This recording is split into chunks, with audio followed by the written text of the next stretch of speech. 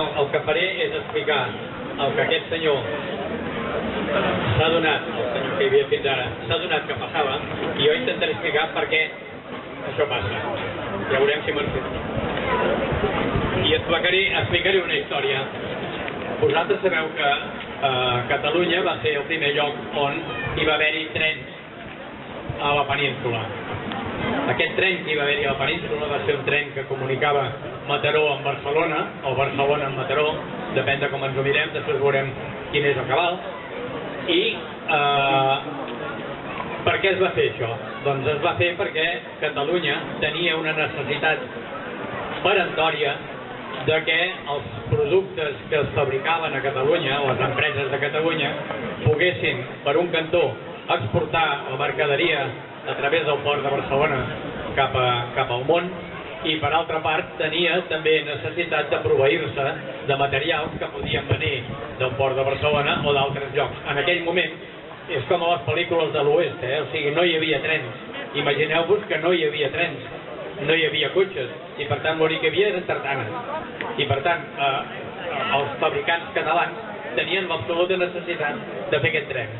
Llavors van demanar a Madrid, perquè tot s'ha de demanar permís, a Madrid, vull dir, van demanar el permís per fer una via de tren entre Mataró i Barcelona. I Madrid, al cap d'un parell d'anys, els hi va concedir. I l'any 1848 es va estrenar la línia fèrria Barcelona-Mataró, Mataró-Barcelona, el 1848. Aleshores, a Madrid van pensar: ostres, que és maco això del ferrocarril, nosaltres també en voldríem un aquí. Tenint en compte que Catalunya es necessitava per una cosa sèria, i van dir: nosaltres també en volem un, i en farem un. Llavors hi va haver un senyor que es deia Marquès de Salamanca, que era ministre de Justícia del govern espanyol, i que va, invertir en una línia de ferrocarril. Volia invertir en una línia de ferrocarril, però no sabien què fer amb aquell ferrocarril. I al final van decidir fer un ferrocarril que anés de Madrid a Aranjuez, perquè Aranjuez és on la corte a l'estiu se n'anava de vacances, etc. Però, de fet, no tenien cap material que Madrid generés per enviar fora. No tenien res. La qüestió és que a Madrid, a l'any 50, 2 anys més tard que Catalunya, va fer aquest ferrocarril, i aquest ferrocarril anava més buit que els aves d'ara passant per la Manxa. O sigui, anava absolutament sense ningú. La qüestió és que al cap d'un any, a l'any 51, 1851, va fer fallida la companyia que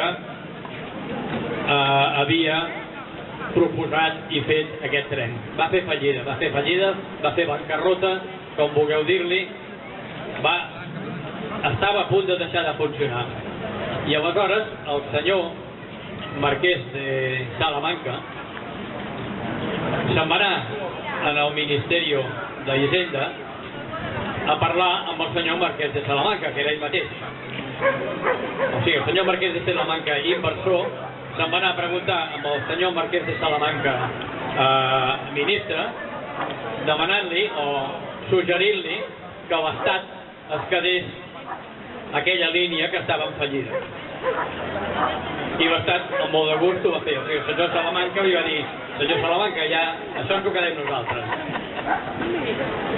I així és com va començar el tren a Espanya, a Catalunya perquè es necessitava, i a Madrid perquè no sabien què fer-ne, però si Catalunya ho feien, per què no ho hem de fer nosaltres? Això potser us fa pensar que en aquests moments s'està fent el mateix, exactament el mateix.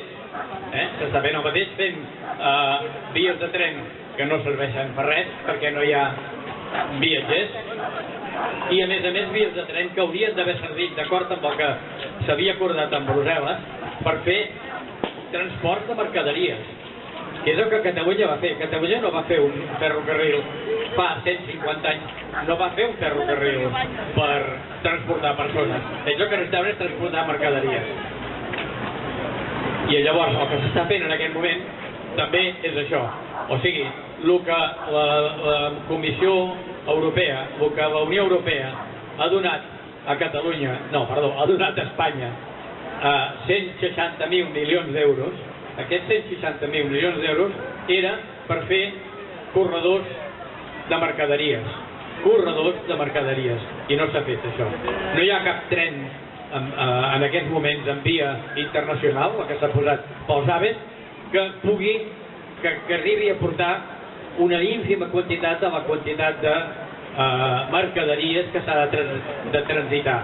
Per exemple, la Port Almussafes ja ha fotut uns crits immensos a Madrid perquè no li fan una línia que permeti que els seus cotxes puguin sortir cap a Europa a través del ferrocarril. La Seat, Volkswagen, aquí a Martorell, tampoc no pot fer això perquè no arriben els cotxes, les vies no arriben al port de Barcelona per poder ser exportats per vaixell o senzillament per anar-se'n cap a Europa. Un detall, per la Jonquera hi passen molts camions. Vosaltres quan heu anat per la carretera de la Jonquera o per l'autopista de la Jonquera ho sabeu. Hi passen molts camions. Sabeu quants camions passen cada dia per la Jonquera? 4.000. 4.000 camions. Que això se solucionaria amb molts menys trens i amb molta menys pol·lució, i etc. 4.000 camions. El que podria passar és que els gremis de camioners organitzessin un gran Cristo, però no és aquest el problema. El problema és un problema global, no és un problema d'un gremi o d'un sector. Bé, si aleshores ens fixem amb el que va passar a Espanya, es van fer dos trens, un a Mataró i un a Aranjuez. El tren d'Aranjuez van dir el paga l'Estat, i llavors van adoptar com a mètode que tots els trens que sortien de Madrid els pagava l'Estat i tots els trens que passaven per la perifèria ens els pagàvem nosaltres. És absurd, però és així. Malgrat tot, si a l'any 48 es va estrenar el tren a Mataró, a l'any 55, 7 anys després, hi havia comunicats no per una línia sinó per xarxa, hi havia comunicat Barcelona amb Mataró, amb Arenys, amb Granollers, amb Reus, amb Tarragona, amb Lleida, amb Igualada. O sigui, Catalunya en 7 anys va fer una xarxa de ferrocarrils que més o menys és semblant al que hi ha en aquest moment. I això es va fer en 7 anys, fa 150 anys. I pagant-nos a nosaltres, perquè a més cada vegada que van demanar subvencions van dir no, subvencions no, les subvencions són per Madrid. O sigui, no sé si això explica, suposo que sí, el que l'Oriol ha explicat abans. Sí, per què passen totes aquestes coses? Per això, perquè hi ha una centralització brutal. Però parlarem d'una altra cosa encara, no gaire estona, però parlarem d'una altra cosa. La meva xerrada es deia infraestructures i corrupció. Això que hem dit potser una certa corrupció, perquè uns senyors que havien invertit en fer una línia de ferrocarril sense preguntar-se si servia per res, després no va servir per res i se la va quedar a l'Estat.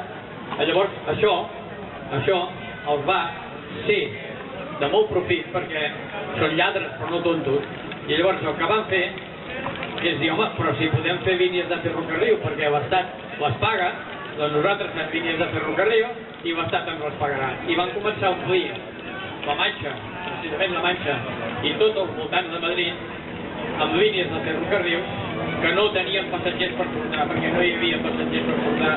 En canvi aquí sí que hi havia mercaderies per portar, però allà no hi havia passatgers per portar. Però van fer aquestes línies amb una particularitat molt curiosa, que ho explica un senyor que es diu Germà Bel, un economista que es diu Germà Bel, que parla d'infraestructures, i diu, no, és que, vaja, ell no ho diu, el que ho dic sóc jo.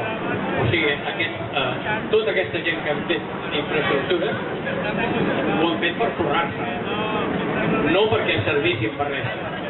I això està claríssim. Aquí a Catalunya hem fet línies de ferrocarril perquè les necessitava el país i les necessitaven les empreses.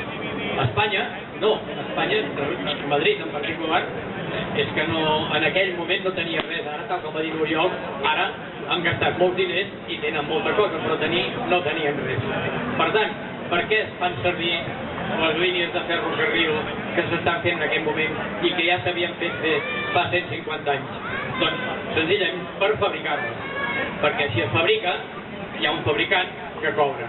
I aquest fabricant que cobra passa una comissió a qui havia demanat la línia. Però això és així, és esgarrifós, això és a tot arreu. Totes les infraestructures que s'han fet a Espanya darrerament no serveixen per res. Hauran de plegar, se les hauran de malvendre o les haurem de continuar finançant nosaltres, perquè resulta que nosaltres, les nostres línies, les financem nosaltres i les espanyoles també. I això no només passa amb infraestructures, sinó amb moltes altres coses. S'entén una mica la idea? Llavors, si ho extrapolem cap aquí, amb les línies d'AVE passa això, però si ho extrapolem amb les autopistes també passa això.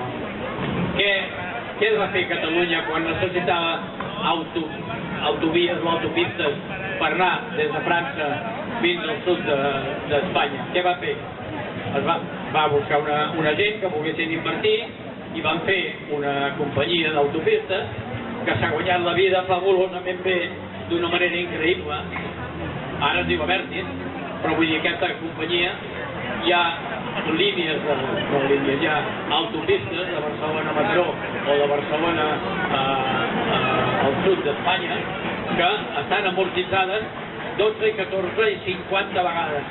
O sigui, no caldria que paguessin peatges, però els continuem pagant i els haurem de pagar sempre, perquè Catalunya paga això i Madrid paga la xarxa d'AVE. Per tant, d'alguna manera, la meva reflexió és que una cosa... La Castor és una plataforma que es va instal·lar a davant de Vinaròs perquè els espanyols no es van atrevir a fer-ho a davant de l'Ametlla de Mar, que és a tocar, perquè una cosa pertanyia al País Valencià i ells amb el País Valencià els tenen molt dominats i l'altra pertanyia a Catalunya i podien imaginar que tenien problemes. Llavors, què va fer el senyor Florentino Pérez? Va proposar a l'Estat de fer un dipòsit per guardar gas en un lloc on prèviament hi havia hagut gas que ja s'havia, o petroli, que ja s'havia tret i quedava un espai buit a dintre de l'aigua, tota de la terra del mar, i va fer aquesta proposta en el govern. I el que no hem sabut mai és que, després ho hem sabut, però no en el moment que es va fer. En el moment que es va fer, hi va haver-hi algú en el govern, un funcionari, que va posar la lletra petita de que en el cas de que això no funcionés bé, doncs se li tornaven els diners. I aquesta lletra petita està posada, carregueu-ho, està posada a tots els contractes que fa l'Estat amb tots els florentinos i es diguin com es diguin, i els roaqueros. A tots els contractes hi ha una lletra petita que és la trampa. Hi havia un acudit que va sortir fa un any i que feia molta gràcia, que quan van dir allò de la lletra petita per la qüestió de